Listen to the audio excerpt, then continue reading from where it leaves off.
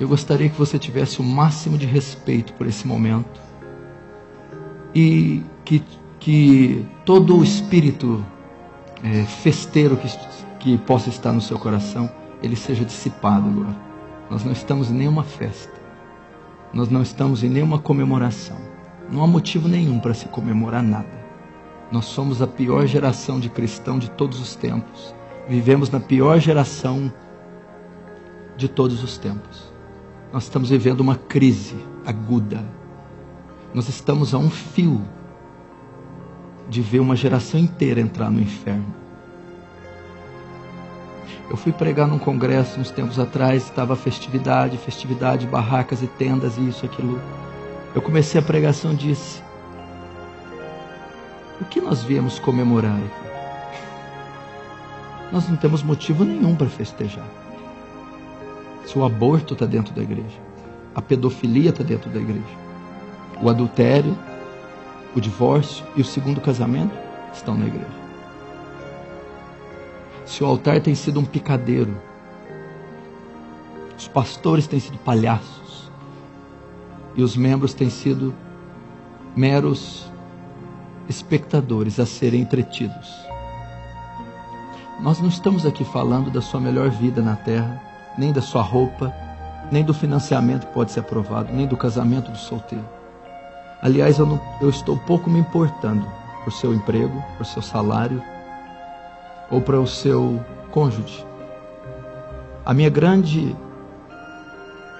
dor no meu coração é a sua eternidade.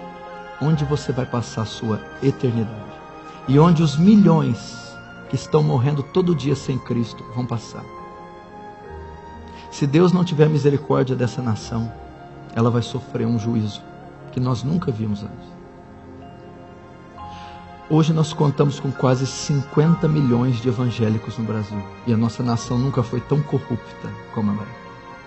Nós tivemos nesse ano, 2013, um dos piores anos que a sociedade brasileira já presenciou.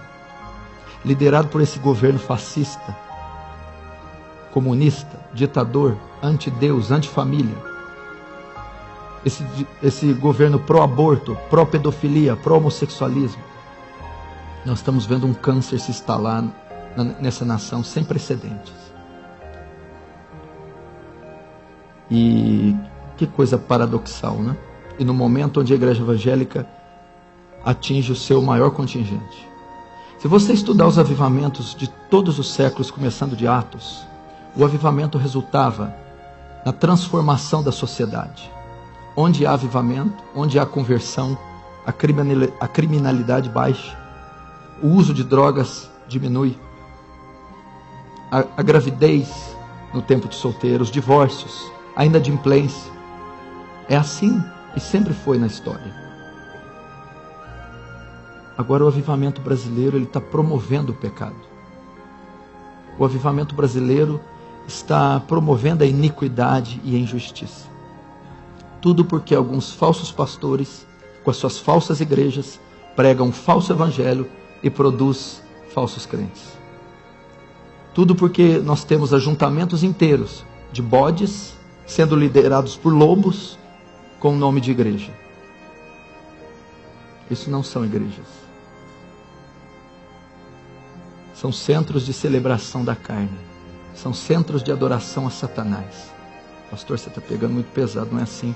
Apocalipse, capítulo 2 em diante, as 7 igrejas da Ásia, sinagoga do diabo e trono de Satanás. Eu subo aqui com dor no meu coração.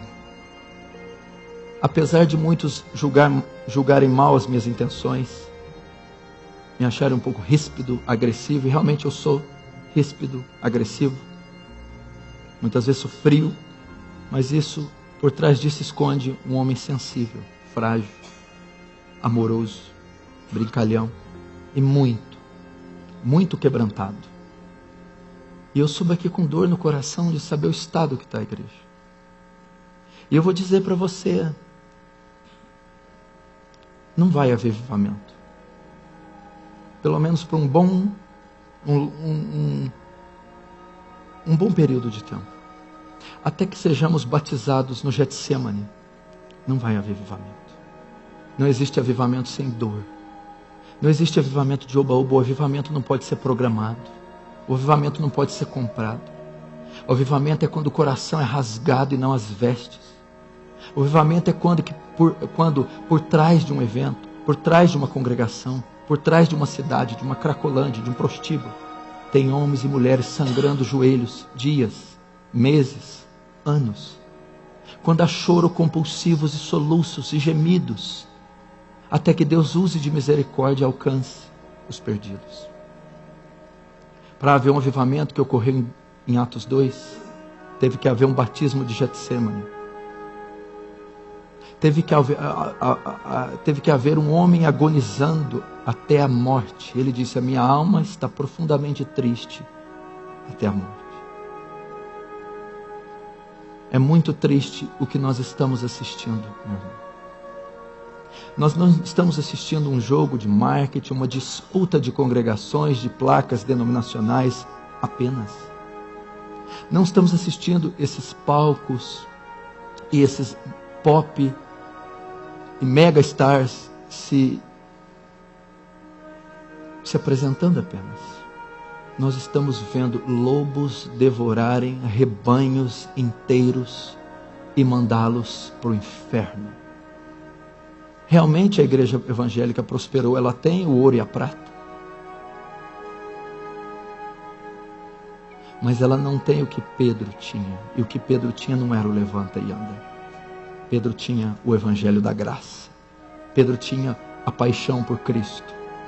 Pedro tinha o novo nascimento em Cristo. Essa é a maior dor.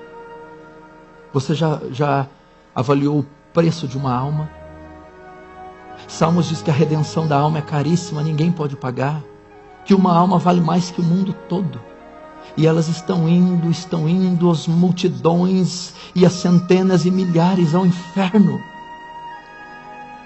E nós precisamos fazer algo. Eu não estou aqui descartando a soberania de Deus, nem crendo que nós podemos dar uma ajuda para Deus e dar uma mãozinha para Ele. Mas foi-nos confiado uma lei, foi-nos confiado uma missão, foi-nos confiado um grande comissionamento, uma grande comissão, foi-nos confiado um santo evangelho, e ai de nós se não pregarmos o evangelho. E eu gostaria de compartilhar essa dor com você, e gostaria que você sentisse a mesma coisa, que você sentisse o peso do que é a vida cristã, a responsabilidade que é ser cristão. Você é embaixador de Cristo, você é representante do céu, você representa o santo evangelho. Então você tem uma responsabilidade muito grande sobre você.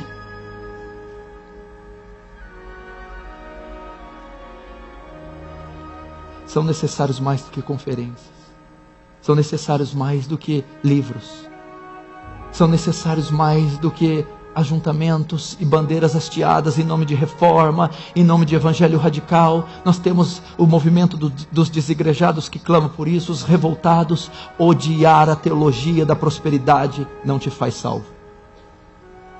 Odiar o falso evangelho não significa que você ama o verdadeiro. Muitas pessoas estão revoltadas com a teologia da prosperidade, estão revoltadas com o R.R. Soares, com o Edir Macedo, com o Silas Malafaia, com o Valdemiro Santiago, com os neopentecostais. Eles odeiam esses homens, mas eles também não amam a Cristo. Eles não têm uma vida transformada. O que justifica não é o ódio pelo errado, o que justifica é a fé em Cristo Jesus, mediante a regeneração operada pela graça.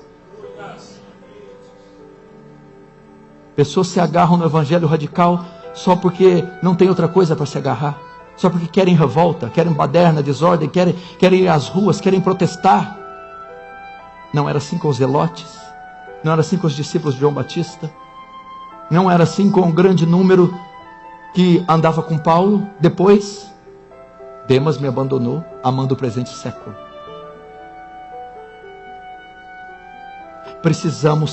Precisamos de paixão, igreja.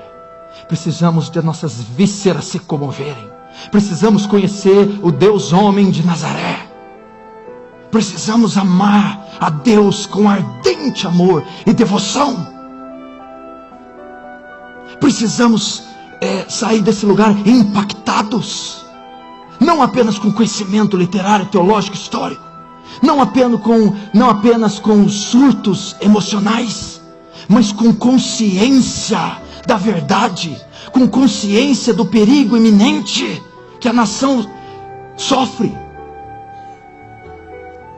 conscientes da responsabilidade que cada um essa noite tem.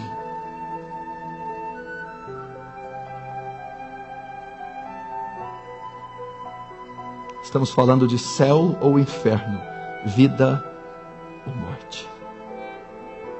Se você voltar para sua casa e as coisas continuarem do mesmo jeito, é sinal que isso aqui não funciona nada e nenhum dos pregadores transmitiu o que Deus queria e o evento em si não cumpriu o propósito. Pastor, você não pode me julgar pela minha vestimenta, nem pela minha conduta, nem pelos afazeres. A Bíblia diz que eu posso. Que se conhece a árvore pelos frutos, ações, pensamentos, omissões, palavras, atitudes. Se o Evangelho não for demonstrado em atitude prática de vida, não é Evangelho. O Evangelho não é baboseira filosófica. O Evangelho é prática de vida. Nós devemos ir para nossas casas e iniciar uma reforma primeiro em nossas famílias, em nossos corações, em nossos lares, na escola onde estudamos e no trabalho onde executamos a nossa profissão.